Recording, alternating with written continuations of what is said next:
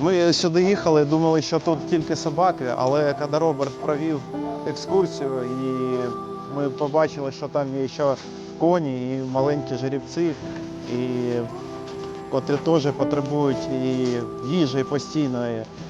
І це я вражений і прошу, щоб всі друзі і небайдуже підключалися до цієї важливої справи.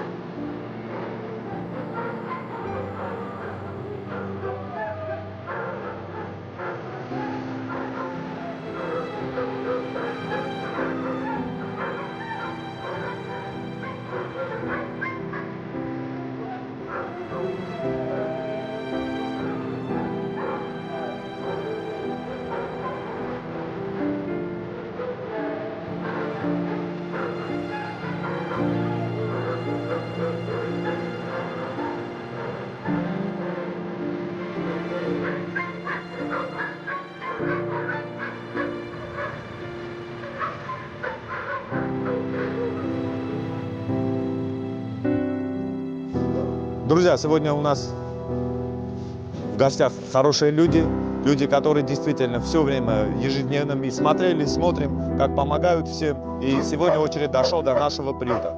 Привезли нам 2 машины стройматериала, которые нам ежедневно нужно и необходимо. И радует, и дает более уверенности, что не все потеряно, все можно делать, и будем продолжать этого делать. Спасибо. Приходите еще. Обязательно. Спасибо. Да.